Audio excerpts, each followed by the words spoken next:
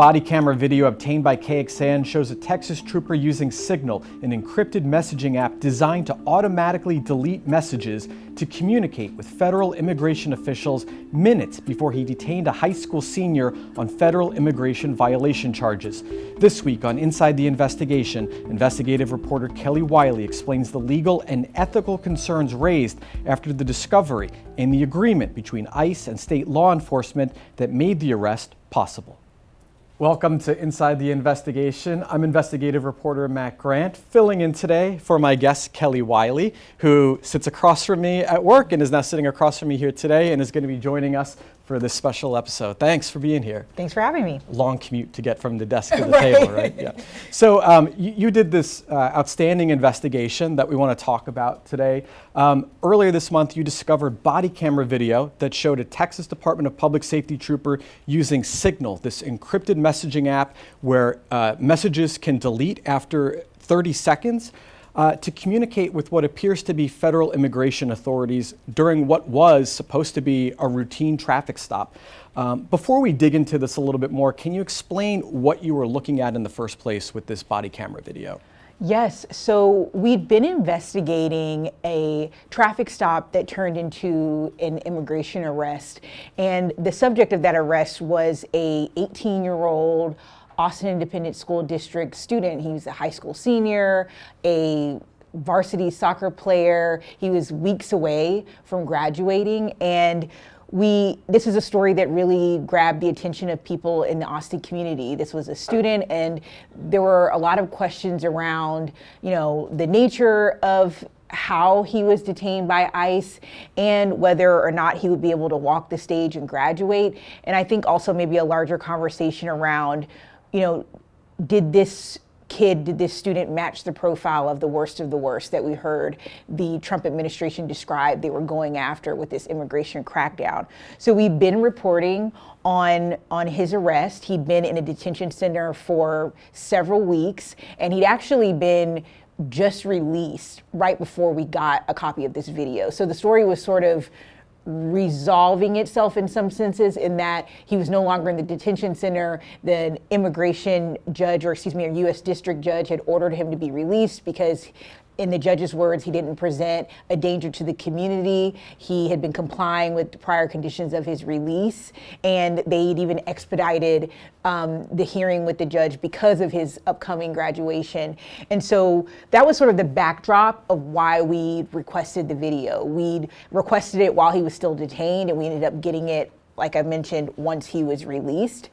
And so we got the video, and what we were really looking for is to better understand what happened that day. We knew that he was leaving work at a really early morning time. It was 2 a.m. We knew he was leaving his fast food job at Popeyes when he was pulled over. And so we wanted to better understand, how did this go? What did it look like? And so when I got the video back from the Texas Department of Public Safety, there were a lot of things that stood out to me. Yeah, and can you paint a picture for us? Tell us, what did you see when you got a hold of this video and watched it?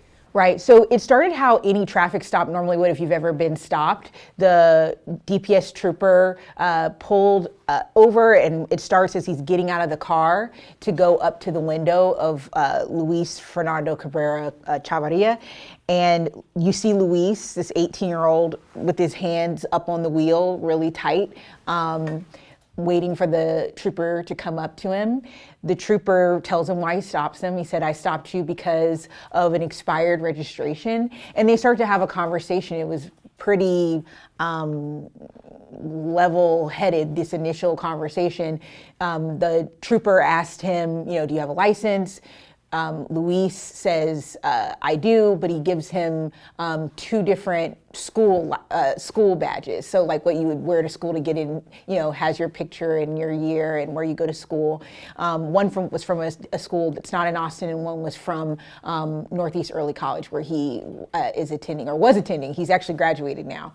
So he pulled out his badge. The officer asked, do you have a state-issued ID? And so that was the first thing that jumped out to me, that he didn't have a state-issued ID. He told the officer he didn't, and he said, "This is what I have." The officer said, "I'm going to probably write you a ticket for not having a driver's license, a very valid traffic violation that people can get if they're driving without a license. So he said, I'm going to go write the ticket. He said, I think right before he walked back to his vehicle, the trooper said, where are you from? And he said, I'm from Mexico. And so that was the end of that first conversation. So the trooper goes back to his vehicle, and you see what you normally see on body camera, where they're kind of inputting information, getting the ticket together. But then what you also see is the trooper's phone. And at first, I could tell that he'd sent a picture of Luis's ID. He took a picture of it and he sent it. And so I'd stopped the video to see, oh, okay, let me get a look. It's not normal always that you would be able to see a trooper's phone or an officer's phone. So I stopped and I tried to get a better look at what was going on. And eventually, I looked at it, several of my colleagues looked at it, we sent a screenshot to DPS. We realized that he'd opened up a Signal app. If you're not familiar with Signal, it's been in the news a lot lately because it's an end-to-end encrypted application, which means only the person sending the message and the person receiving it should have access to it. But a major defining characteristic, at least as we've heard it in the news of Signal, is that it has a timer that you can set at varying times, 30 seconds, an hour, a couple days, 30 days, to automatically delete the messages. And so that's kind of the defining characteristic, I would say, about Signal. And so what you could see in the video is him take a picture of the ID, send it through the Signal chat, and then you then see the words detain come from the recipient of the picture. And so that really caught our attention. We're thinking, who are they speaking to? And so he sends this message, he gets detained back, he gets back out of the car, asks for Luis to get out of the car and says, I just spoke with ICE and we're going to be arresting you on an immigration violation. And you can hear Luis say, am I going to be deported? He said, the trooper says, I don't know, but we're holding you here, and ICE we're detaining you on this immigration violation. And so that was at 2:07 a.m. where the trooper gets him out of the car and explains to him what's going on. He's being arrested on this immigration violation. And then at 2:17 a.m., 10 minutes later, you see enforcement and removal officer. It's a division of the U.S. Immigration Customs Enforcement ICE division come. He has an ERO vest on, and he begins to detain Luis. Do you know why the DPS trooper was talking with ICE in the first place? Did it have anything to do with the declaration that he was from Mexico? Is that normal protocol to be communicating with ICE in a situation like this? So I'll kind of answer it in parts. One, I think what we're still trying to figure out is the normal protocol. That's some of the questions that we had for DPS. Is this standard to communicate with, for DPS to communicate with ICE specifically through Signal? Is that the process? And we've not really got a clear answer on that. DPS told us that their troopers use several different platforms, email, text, phone, to communicate with several different agencies. But that was the extent of the response that we've gotten so far. So that's, I would say, the first part of the answer. The second part, getting to your question of why would ICE, federal immigration authorities, be communicating with Texas DPS, we'd have more information on that. And our team has reported before on what's called 287G agreements. And these are becoming very popular in the United States, but particularly in Texas. And these agreements can take on different models, but essentially it's local law enforcement working with immigration officials to identify and detain people who are in the country illegally or who are undocumented, who are here without status. And so Texas Department of Public Safety has been in one of these 287G agreements with the federal government since October 2025. And again, there are several models. There's one model that would allow for for the jail to hold people and let ICE know when people are being released and they're undocumented so that they can coordinate. There's also a warrant model, but the model that DPS operates under is a task force model. And this is the idea that individual troopers can be trained and authorized by the federal government to identify, but most importantly, detain people who are suspected of being in the country illegally. And so this officer in this instance was a trooper that was trained and delegated and authorized by ICE to do that work. So on top of his normal duties of traffic stops, if in the event or during his routine work, he identifies someone who he believes to be in the country illegally, he now has the authority to make the arrest that we saw him make on body camera, to detain them and to contact ICE. That's the function of the agreement. So that's why they would be communicating. I think what we're still trying to figure out, and what particularly stood out to us about the use of Signal, is how is that communication happening? And what is allowed under these agreements? What is DPS signing off on and saying, yes, this is the way that we want it to happen, and what is not? Especially since these messages can disappear, I imagine that raises transparency concerns in legal cases, in public record retention cases. It's got to raise all sorts of questions there. Yes, and we got quite the reaction when we published this story, and that was the transparency element, along with what are the protocols, were the main questions that I think we also had in our office. And we spoke to Bill Alshire, who actually is kind of a part of Texas history. He played kind of a role in what is now our Texas Public Information Act, TPIA. And that's the idea that anyone, not just journalists, not just lawyers, but any citizen has a right to certain public information. There are some exceptions to that public information, perhaps if something was actively under investigation, but the idea is that these are your documents, and that anything down to a Post-it note that our government creates or produces, you have the right to access within these exceptions that exist. And so the idea that a government document or a discussion, a working document, getting into the details of why someone would be arrested would immediately disappear is a big concern, particularly when you're looking at it through the lens of the Texas Public Information Act.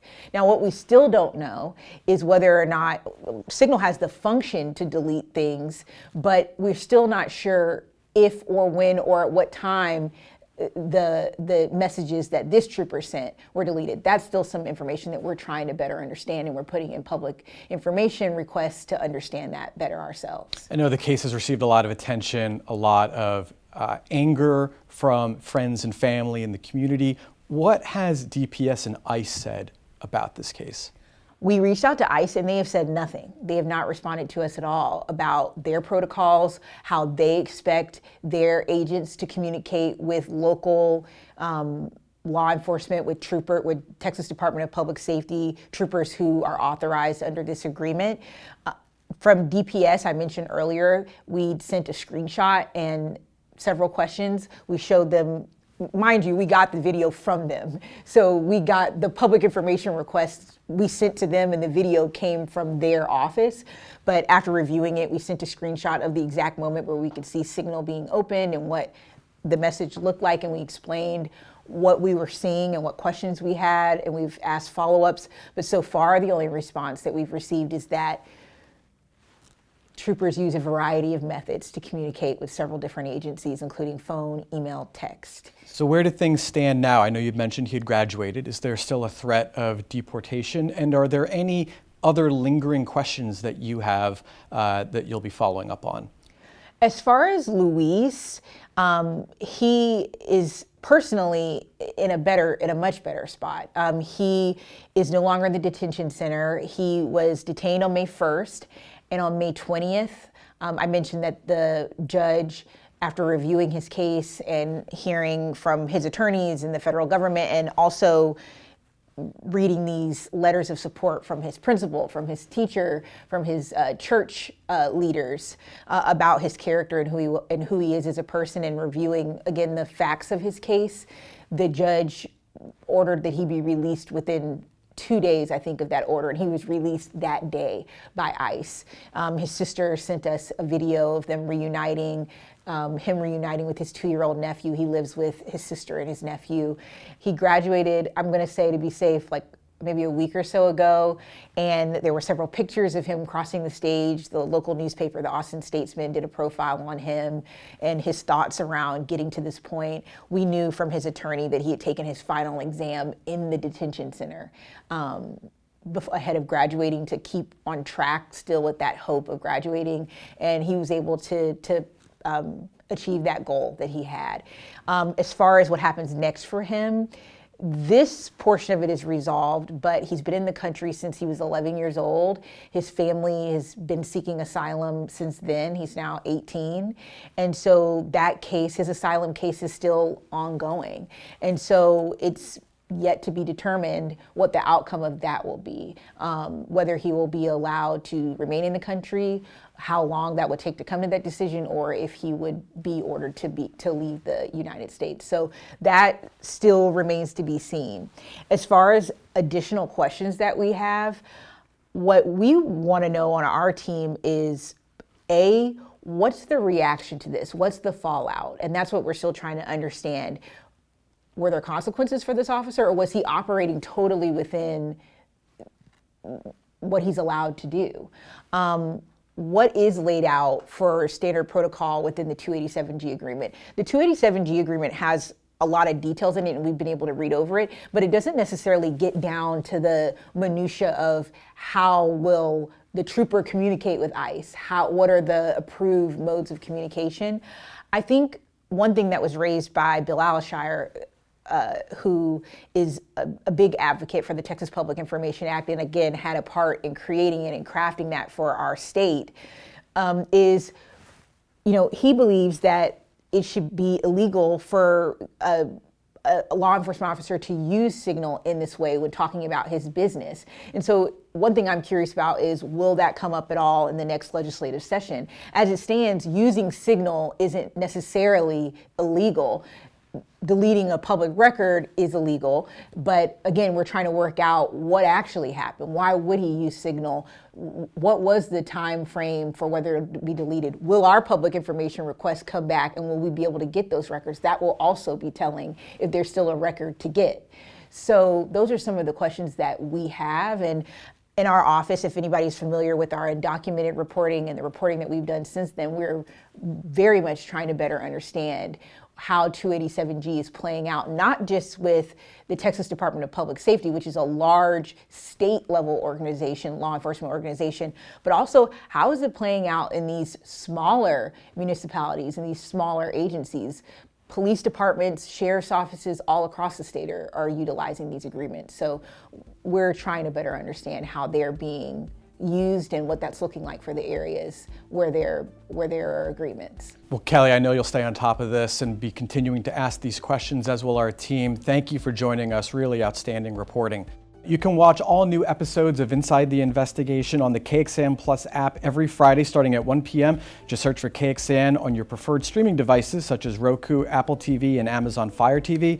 You can also listen to KXAN's Investigative Podcast, where we feature audio versions of our weekly Inside the Investigation episodes. You can find new episodes every Saturday morning wherever you get your podcasts. Search for KXAN Investigates.